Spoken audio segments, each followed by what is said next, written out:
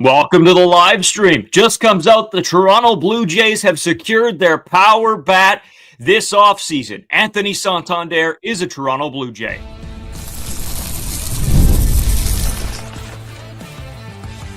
You are Locked On Blue Jays, your daily Toronto Blue Jays podcast. Part of the Locked On Podcast Network, your team every day.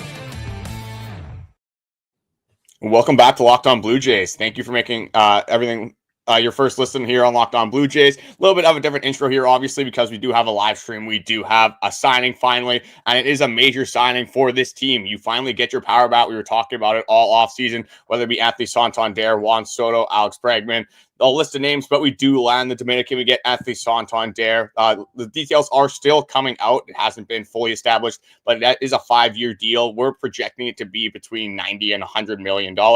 Obviously, the Blue Jays were in talks with Anthony Santander for an extended period of time. It feels like an eternity that they were talking about. Is Anthony Santander going to sign?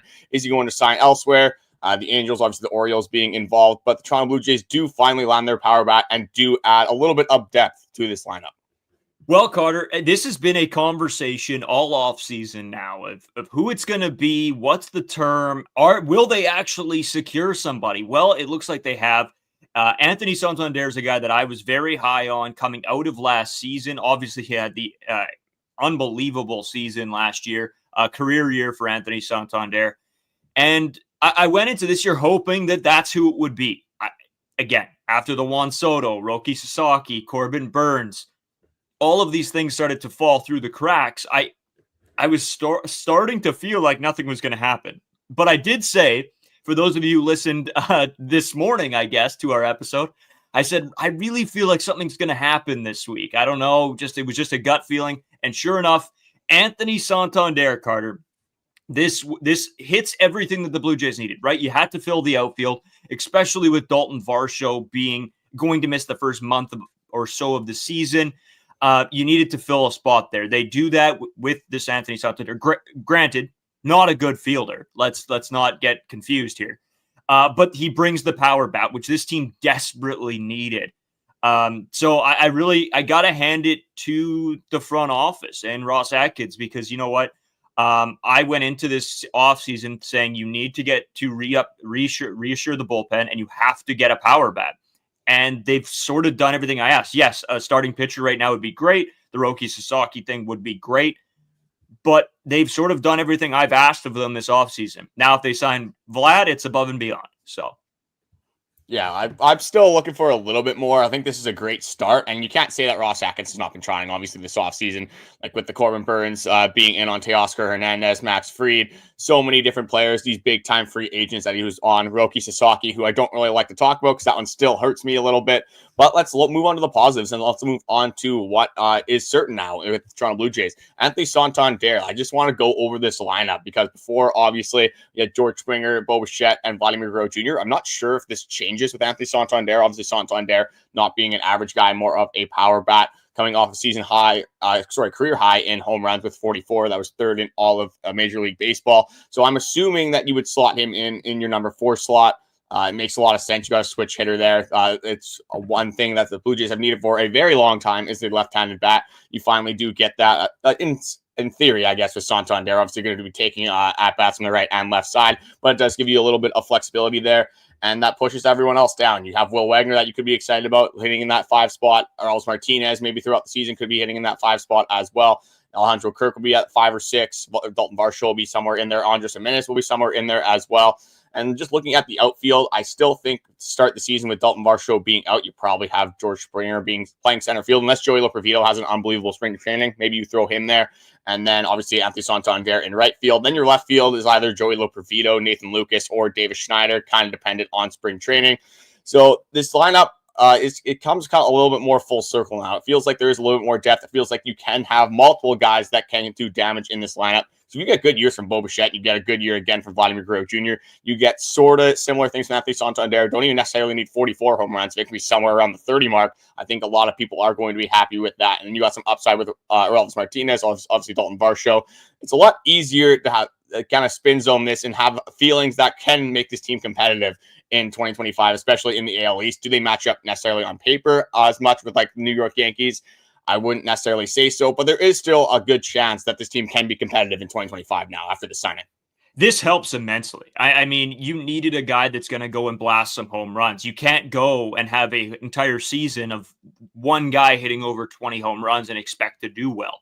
So Anthony Santander is a big help. I mean, even like Carter, you said 30. I mean, even if he can get, in the high 20s, I'm going to be thrilled with that just because you needed somebody to do it, right? You're hoping for a bounce back, like you said, from Bo Bichette. You're hoping for a good season out of Alejandro Kirk now being the primary catcher.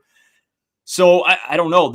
To me, this move is sort of everything I wanted. I'm pretty ecstatic. Downtown. Sorry, I'm just reading comments as they come in as well. No, and this is everything I wanted. This slots in perfectly. You needed a guy to hit in the 4-hole. You got him. Now, again, we're going to have to wait and see what happens with George Springer. Does he continue to hit in that one spot? I don't know. I don't necessarily believe that's probably the best option for him, but it's then the debate of who's going to take over that spot. So, but overall, with everything considered, this is a great signing and just a really, really nice move by Ross Atkins getting this deal done. Again, per the physical that has to be done still yet as well. Yeah, it doesn't seem like there should be any injury concerns with Anthony Santander, so I think that just kind of is something else to be thrown in there as part of the contract negotiations. Don't necessarily see the Jays turning away Santander unless there is something completely unforeseen that nobody has been talking about. But just wanted to go over some Anthony Santander stats. Obviously, him being a switch hitter, that's going to be instrumental to the Toronto Blue Jays' success. Obviously, you get that, in a sense, power left-handed bat. But Anthony Santander in 2024 had 140 hits, 44 home runs, 102 RBIs, 235 average, not necessarily ever going to be an average guy, 814 OPS, a 129 weighted runs created plus, barrel rate 11.7%, that's 79th percentile. Whip percentage doesn't whiff too much, 20%, 20th percentile. Strikeout rate kind of in the middle. Anthony Santander, what you're really looking for is you're looking for that huge power bat. You're looking for that guy to hit doubles, hit home runs. You're looking for that guy to drive in runs. And that's what this team needs. You don't necessarily need a guy that can hit singles. You got a lot of guys that can do that in theory on this baseball team. We got a guy that is almost a surefire 12, say minimum 25 home runs for next season. And there won't be somebody joining Vladimir Guerrero Jr. in that 20-plus home run club in 2025. Yeah, man. I mean, again, we've gone over. Here we go, boys. Yeah. I'm just reading comments here. Everybody's pretty ecstatic, and it's hard not to be. Let us know what you guys think as well. Drop a comment. Yeah, because this is, I don't know. I think there's nowhere better that this team could have gone now for a power bat outside of Juan Soto. And, Santander fits this mold perfectly of what was needed. Yes, not a high average guy, of course, as he said, but that's not what you're really looking for. In that 4-hole, you're hoping to drive in runs because we saw last year that this team was not able to find those runs and hit home runs. If it's not Vlad, and sometimes it'd be Vlad hitting the home run, but he's the only guy, bases are empty, and he's hitting a solo shot, and that's where you get your run. Now, hopefully, Bo Bichette, again, has a bounce back. Vlad continues to have a good season. Anthony Santander can then come in and drive in those runs. You're looking for like a 1-3 game where maybe you can put up 3 runs on the board. That's going to be the beauty of Anthony Santander here. Carter, I guess just continuing here, do you see another move still being made, or do you think this is it? This is, to me, this is the big move. Yeah, I think that would be all for the big move. I think there is still going to be talks on a guy like Pete Alonso, Alex Bregman, but I don't think the Toronto Blue Jays will be as aggressive as they were with Anthony Santander. Santander seemed like a piece that this team knew that they needed. Ross Atkins and company knew that if they don't get that corner outfielder, this team is not going to be very successful in 2025. But I'm not taking Pete Alonso completely off the table. I'm leaning more toward Pete Alonso than I am to Alex Bregman. I think you can pretty much kiss Alex Bregman goodbye. I think they will still be in on Pete Alonso, but based off the reports, based off of what he is looking for with his average annual value, I don't think the Toronto Blue Jays are going to be able to match what he's looking for, but who knows? It could be spring training and Pete Alonso still might not be able to sign, and he might have to kind of lower his expectations, lower his top number, and obviously sign with a team. We've seen what happens if players don't have a full spring training. We've seen if they kind of go to the wayside, try to get their average contract up, get the whatever extension they want, the term, you name it. But it does impact them immediately. And with Pete Alonso, it looks like it's going to be a 3-year contract. So if you don't get a good Pete Alonso for the first year of that, and you're paying $30 million a year, that could be a big hit. But I think the Toronto Blue Jays are still going to be in on guys. This isn't completely it. I still think they need a starting pitcher. I wouldn't mind a backup catcher, but that would obviously be a lower tier signing. Third base still could be a piece as well. But you kind of have, when you're looking at the infield, you kind of have this mushy middle where you have 4, 5, 6 guys that could play second base and third base. I don't know if you want to add another guy kind of just to rotate into the mix unless you're going to make this big splash and get a guy that can be your everyday third baseman or second baseman. Yeah, well, exactly. And I don't think now that you have Anthony Santander signed, and you talk about Pete Alonso, you'd think if they sign Pete Alonso, that moves Vlad over to third base for a decent amount of games this season. Not primarily, but he's probably going to play maybe not a third of the season, maybe a quarter of the season at third base. So there is a lot of interesting moves that come out of this now. Where does this team go next? Where does this slot them in? Does this at all change your position of how they end this season, like where they finish when you're looking at this signing? Because I know before, we're talking about this team battling for the 4 seed in the AL East. Does this move give you a little bit more hope this team could be a possible playoff team? Yeah, before Santander, I'm penciling them into the 4 seed, probably like 82 wins, around 500. Might be in the mix for a little bit of the majority of the year compared to 2024, but not necessarily a team that I'm taking seriously. You still compare them to the Yankees, you compare them to the Orioles, you compare them to the Red Sox. You may not like it on paper, but like Eric Shepard is saying in the comment section, Bo Bichette 2020, I could definitely see happening as well. If you get a bounce back from Andres Gimenez, which I'm slowly starting to talk myself into do a little bit more as we go through this offseason, because moves are being made, like I said, in a vacuum when that move happened. Very good trade for the Blue Jays, but that was their big move of the offseason, not necessarily going to go well. When you look at other teams in this league, if you get your starting rotation back again, if you get this bullpen bounce back, and we were talking about Jeff Hoffman obviously being the closer, you got Yimi Garcia, who was very good last season, Eric Swanson, Chad Green, Nick Sandlin, who were high on. Brendan Little could be posed for a breakout year as well. So you do have a lot of options. There is a way that this team can be very good in 2025. Does that necessarily lead to a division championship? Does that lead them to winning the AL East? Not going to go out that far and say that, but I think this does heavily bolster their odds to make the playoffs in 2025. Yeah, I agree with you. I think this really does help. I was talking to people over the weekend, and everybody's saying, can you slot the Blue Jays in at number 3? Is there a possibility? And I'm like, no, not really. Not before this move. Now, maybe, because you get that run support that these pitchers have been after, hopefully anyway. Again, Eric just said in the comments, Bo should be back to being 2020. And probably that's probably the Bo Bichette we're looking at this season. And if that's the case, you have Vladimir Guerrero Jr., Anthony Santander. Hopefully we get a good performance out of one of the young guys like Aurelvis Martinez or Will Wagner.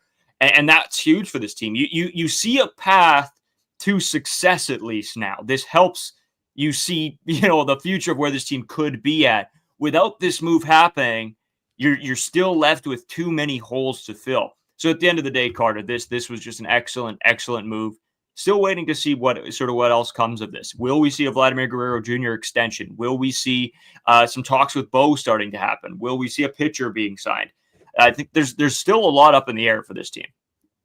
Yeah, one more thing I do want to go over is just how the opening day lineup does project now for the Toronto Blue Jays after this signing.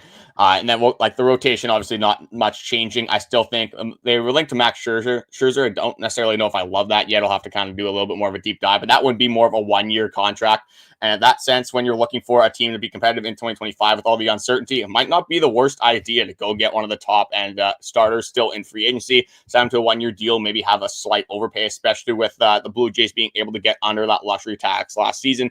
Obviously not going to be penalized nearly as much as they would have if they would have had consecutive years over that luxury tax. So that is something that they can explore. I expect them to explore fairly heavily. But just going over the starting lineup, obviously you're going to have Alejandro Kirk as your catcher. Right now it would be Vladimir Guerrero Jr. at first base. For me, it's probably leaning towards Will Wagner. I want to see Aurelvis Martinez playing consistent time at some point in the season, hopefully earlier on than later. But if Will Wagner is absolutely cracking the bat in spring training, having an unbelievable spring training, I have no problem. Obviously, a younger guy as well, slotting him in that second base spot. Shortstop, pretty obvious, Bo Bichette. I'm leaning towards Ernie Clement at third base right now, lacking any other signings. Saw what Ernie Clement did last season. Good fielder, had no problem with him there. Santander, right field. Springer, center field to start out. Then probably right now, I'm thinking Loper Field for left field.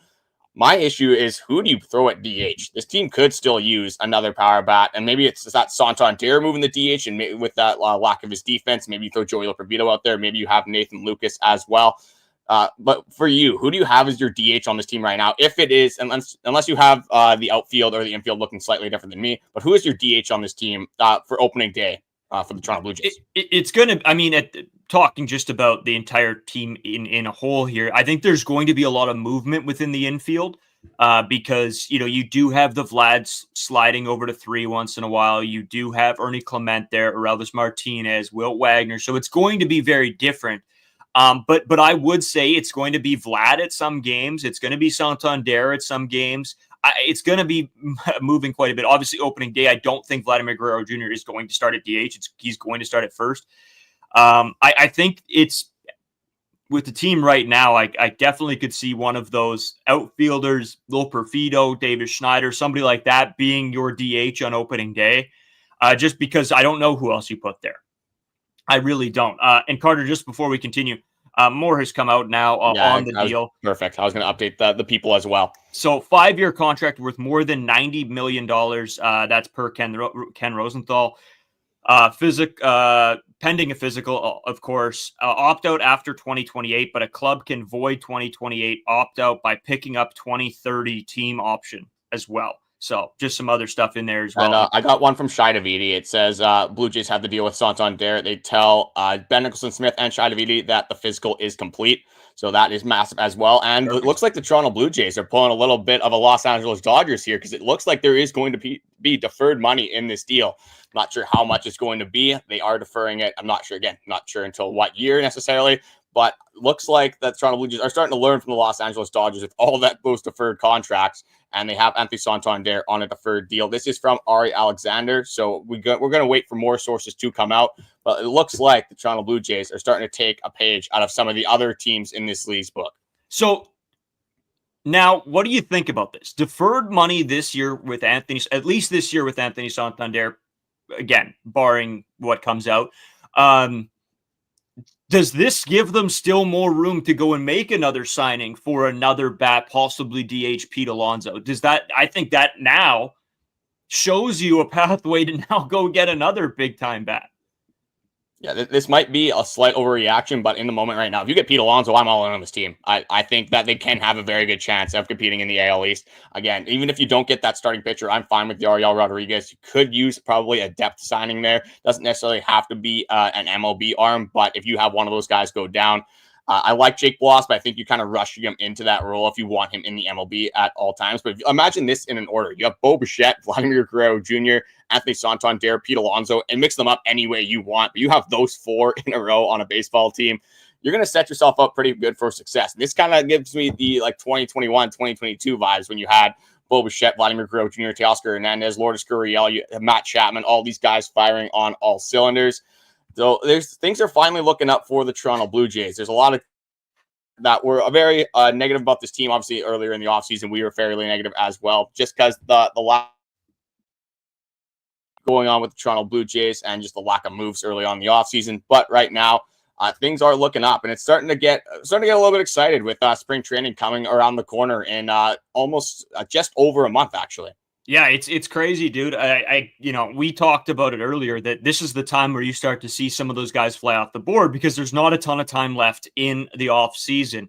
Carter, in saying that, I'll let you sort of keep going. I got to take off. I have work to get to in about 30 minutes here, so I'll leave you guys with Carter for a couple more minutes, and he can sort of take you through if anything else comes out. The truth just says getting Alonso would be huge as well. Yeah, totally. Couldn't agree more. I think if you compare those two guys with Vladimir Guerrero Jr. and Bo Bichette, I'm with Carter. I'm all in on this team. This already, the Anthony Santander signing, already is bringing me back. I'm pumped up now. Opening day baseball, Vladimir Guerrero Jr. and Anthony Santander, Bo Bichette, all in the same lineup. Man, that's going to be electric. But in saying that, Carter, I'll get out of here. I'll leave you to it. Hope everybody loves this move. Let us know down in the comments if you guys have tuned in post live stream as well. Let us know in the comments about how you feel about all this. I'll talk to you guys Wednesday.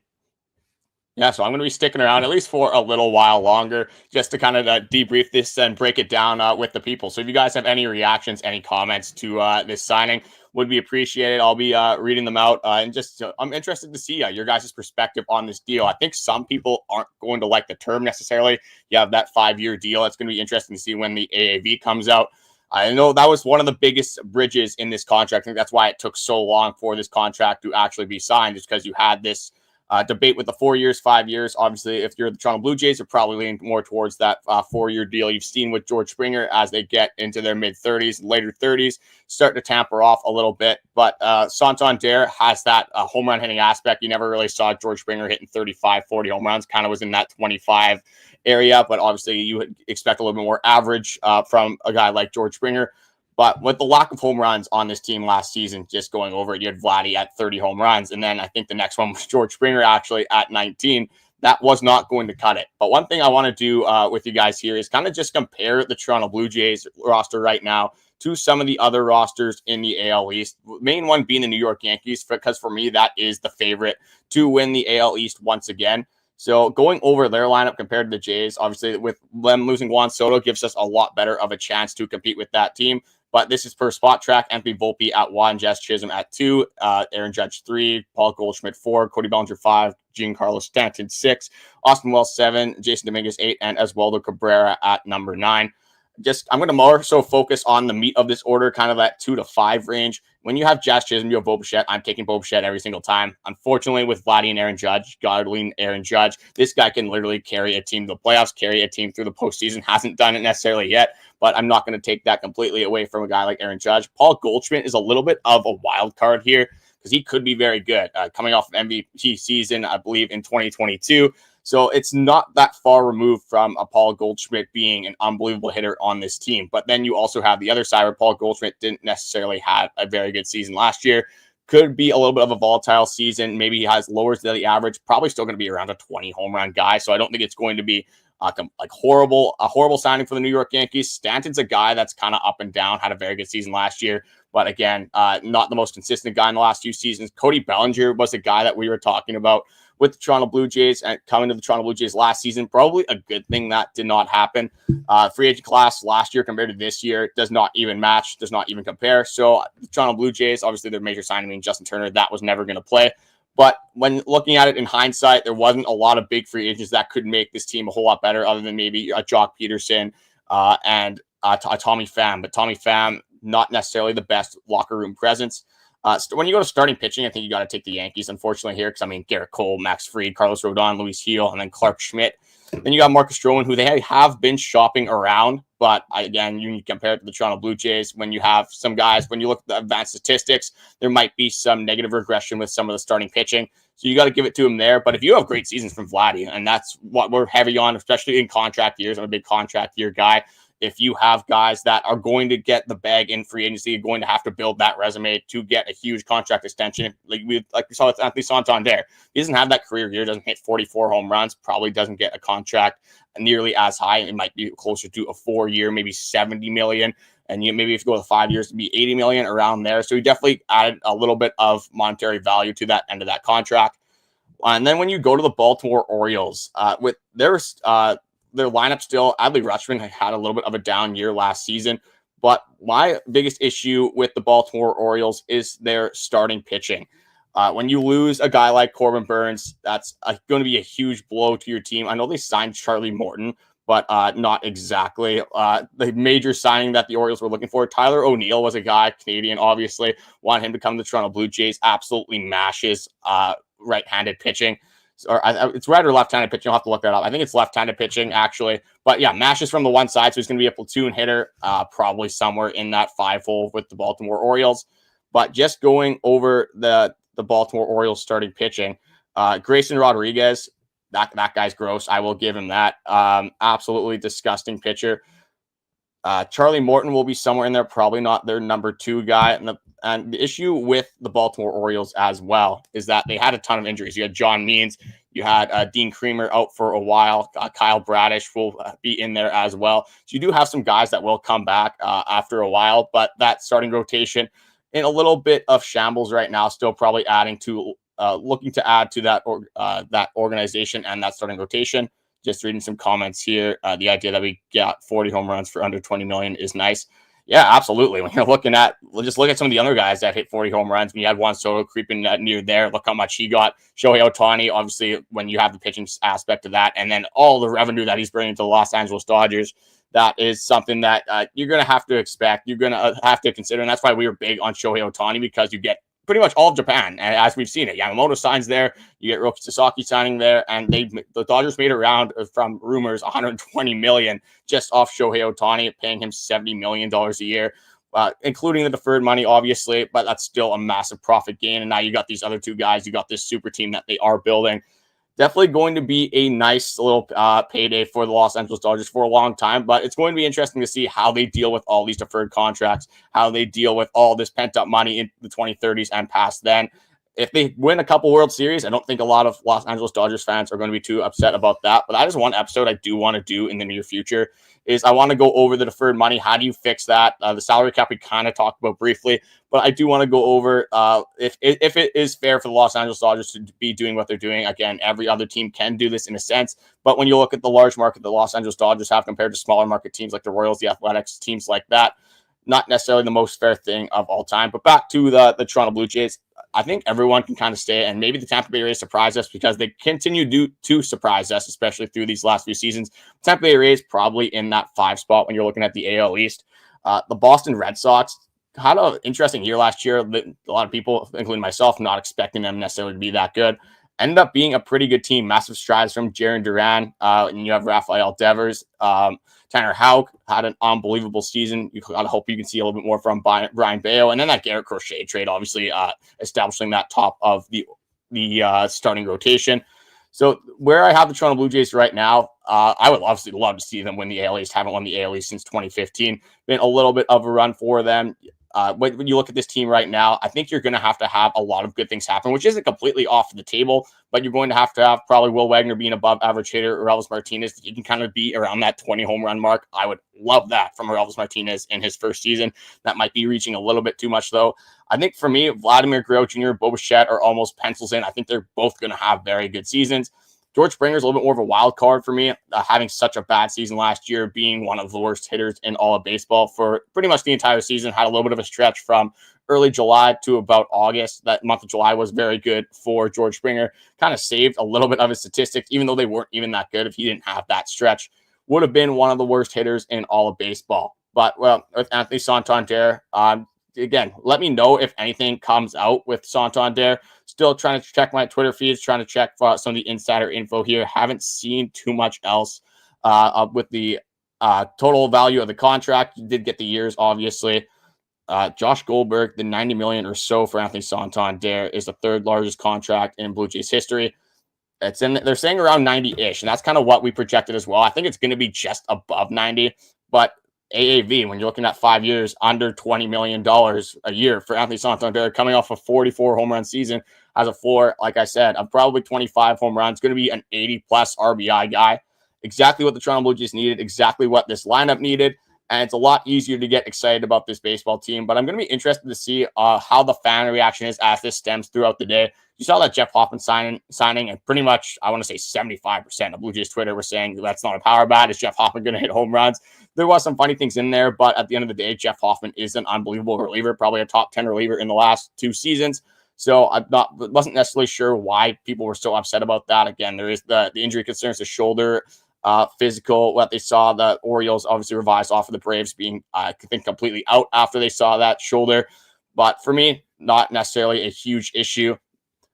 I'm looking to see if Ross Atkins is done. It doesn't seem like he's going to be because of how many big free agents that he was in on going into this offseason. Pete Alonso still on the table. I think that there is a fairly realistic chance that Pete Alonso can sign with the Toronto Blue Jays. I'm going to put it at like 40%. I don't think it's necessarily going to happen, but I'm not completely taking it off the table. When you're looking at this team, I don't think they add too much to the infield other than maybe third base. They've been linked to Juan Moncada. Don't love that at all. Rather just roll it back with Ernie Clement. Throw some other guys in there as well. If you want to throw maybe Davis Schneider at third base, wouldn't love that as much. But Davis Schneider might need might need to get some playing time in somewhere, whether that's left field, third base, if he can have a good spring training. And like Eric Shepard said, Carlos Estevez was another guy linked to the Toronto Blue Jays recently as well.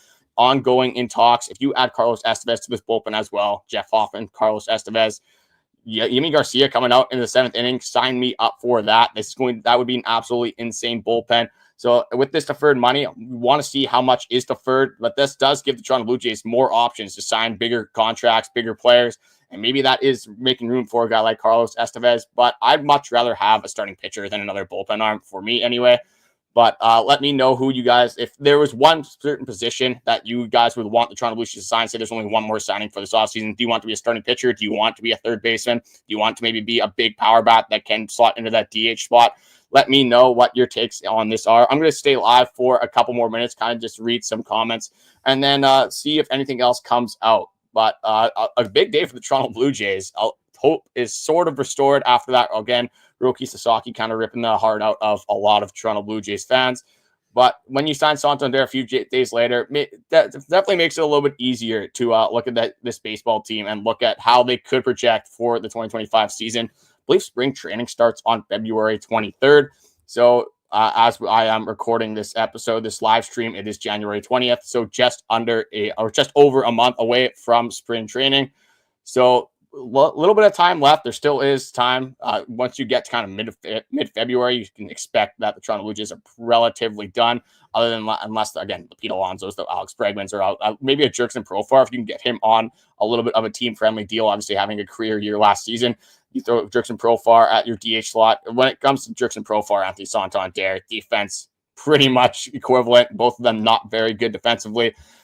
So you can kind of have a little bit of fun with that, rotating them in DH, obviously right field. Maybe you throw one of them over to left field. Maybe you have them as both of your corner outfielders, and the Toronto Blue Jays kind of do this approach where they abandon defense. But then when Dalton Varsho comes back, got to assume that he's going to take over those center field responsibilities. And yeah, the last big thing of the offseason is, like Dan said, is sign Vladdy. That's going to be, I think, Ross Atkins' main focus of this offseason, with Vladdy saying that he's not going to engage in contract negotiation talks after the start of spring training. So he is running out of time for that, but I've said this multiple times on the podcast. I think I said this on the last live stream as well. If you're Vladimir Guerrero Jr. and you saw what Juan Soto signed for, not saying Vladdy is exactly what Juan Soto is, but if you see Juan Soto getting $765 million, and the Toronto Blue Jays are offering you somewhere around $400 million after that revised contract, for me, as much as I might want to return to the Toronto Blue Jays, I'm testing the free agent market. I'm betting on myself. I'm hoping that I can have another great season and probably get somewhere between 550 million, maybe even up to 600 million and in this next upcoming free agency, because it's really Vladimir Guerrero Jr. and Kyle Tucker for that next season. So where does this leave the Toronto Blue Jays? Eric Shepard again with a comment that I was actually just going to go into is I want to see a trade next, and that could be something still on the horizon for the Toronto Blue Jays. We've seen obviously the Mets coming out with Vladimir Guerrero Jr. We just talked about that on this morning episode. I don't necessarily take any validity with that. I think Ben Nicholson-Smith said it perfectly that the Mets are just trying to gain leverage. If they wanted Vladdy, maybe with Pete Alonso signing there as well. They still are interested in Pete Alonso, and it doesn't look like things are going well. So they're just kind of throwing stuff at the wall, seeing what sticks, trying to get them more on a team-friendly deal with Pete Alonso. But what is a trade that we could see for the Toronto Blue Jays? You still look at this infield. You still have a bunch of people that are kind of fringe MLB starters. Or you have Will Wagner. You have Orelvis Martinez, who I would say that can work up to be way better than fringe MLB starters. But there's also the opposite, where you could have Will Wagner have a very bad season, kind of diminish that value. You could have Orelvis Martinez, maybe hitting like a 190, still going to be a power back guy. I'm still hoping for, if you can play 60 games, we're probably hoping for around 7-8 home runs. Sandy Alcantara was another one. Obviously, that is in big talks. That could be massive for the Toronto Blue Jays to bolster that starting rotation. So I think if you're going to be trading with, if the Toronto Blue Jays are going to be trading, they're probably trading one of these middle infield prospects. Maybe they're looking at a little bit of these pitching prospects as well. The farther and farther we get into this offseason, the closer we get to the start of the season, I'm being a little bit more out on Addison Barger maybe than some other people. Just from what I saw, kind of like there is a lot of raw talent there, but a lot of mechanical things that could be fixed with Addison Barger. Not the greatest defender either. And when you have a guy like Orelvis Martinez, who I'm super high on, I think he's going to be a very good baseball player, and that it kind of can be your power bat. maybe an Addison Barger is that central piece in a trade for the Toronto Blue Jays for a Sandy Alcantara. For maybe you go to the White Sox, try to get one of their guys, maybe like Luis Robert Jr., probably not going to happen, but there has been some links there as well. One thing I'm going to talk about and probably end this off with this is Marcus Stroman. A lot of interest from Marcus Stroman being traded from the New York Yankees and a lot of rumors with him coming back to the Toronto Blue Jays. I'm going to shut that down for me right now. I do not want Marcus Stroman on this team whatsoever. Not the best locker room guy when it came out in 2016, 2017, those years when Marcus Stroman was on this baseball team, that he was not a very good teammate. Not a lot of people liked him in that locker room. One thing that we've seen with the Toronto Blue Jays is they don't really go out and they don't take a lot of crap from a lot of these guys that aren't good locker room presence. They tend to get rid of them fairly quickly, and they tend not to sign guys that have had these locker room issues and like off the field issues. They want these clean cut guys that are going to be good for the city, are going to be good for the country of Canada, and represent the Toronto Blue Jays very well. A little bit of that Canadian stereotype that all Canadians are nice. I think the Toronto Blue Jays try to implement that into their baseball team as well. And Eric, again, Miami needs to hit $105 million in salary. If anyone could take Springer and or Bassett, it's them. I want to see a 10-man trade. That would be absolutely insane. Trades are so much fun, obviously. When you look at free agents, there's usually a little bit of a build-up to free agent signings. Obviously, we had interest in Anthony Santander. Jeff Hoffman a little bit came out of nowhere. But when you have trades, usually those are completely out of nowhere. You have no idea that they are going to happen. When the Dalton Varsho trade happened, nobody had any idea about that. The Andres Gimenez trade, nobody had any idea. Complete surprise for the Toronto Blue Jays. So trades are a lot of fun. Hopefully, we do get at least one more transaction for this offseason. Again, I'm leaning towards starting pitching, but let us know in the comments section who you guys would be leaning for this Toronto Blue Jays roster. And just how confident are you with the Toronto Blue Jays? Do you think they're going to be a playoff team? Do you think this isn't enough to move that needle? Do you think they're at least going to be competitive down the stretch? Or do you think they are going to be out in July again and maybe have to trade people at the trade deadline and completely kind of blow this up? I am really not hoping for that. Don't want that whatsoever. Max Scherzer again. Neil says that Max Scherzer, 1-year deal would be a very good idea for the Toronto Blue Jays. Again, how good is Max Scherzer now? Not exactly a guy that you're going to expect to log these huge innings, but if you want a 4th rotation guy, a 5th rotation guy, I don't think that's going to be a bad thing for this ball club. You have to overpay slightly for 1 year, not going to be the worst thing either. But going back to Anthony Santander, massive signing. Ross Atkins finally gets one done. Needed it badly. And again, hopefully that's not it. Hopefully we still get some more signings. You get that switch hitter, which is a very underrated thing for the Toronto Blue Jays when you don't necessarily have that left-handed bat that you were looking for. You have to throw Dalton Varsho a lot of the time in the number 2 hole last season. Not exactly what you want for your ball club if you want to be competitive down the stretch. But thank you all for joining the live stream. We appreciate it. And thank you to Ross Atkins and the front office for giving us something to talk about, giving us a major signing, something that can get us excited for the 2025 season. Because earlier on this offseason, I know a lot of you guys were seeing the comments, the Twitter, and it might still be like that. We're going to have to see how it transpires. Not a lot of people were excited. Not a lot of people had a lot of hope for this Toronto Blue Jays season. Now this starting to creep hope back into everyone's lives. A lot of people are being a little bit more hopeful, showing a little bit more gratitude to Ross Atkins. I'm not going to say that Ross Atkins is the best GM out there, but a lot of people were saying he was the worst GM out there. Definitely can't say that. You can't even say that in Toronto Blue Jays history whatsoever. When you have a guy that's made this playoffs 3 out of 5 seasons, can't be the worst GM ever. But when you have all that expectation, I do understand why people were not exactly happy with Ross Atkins.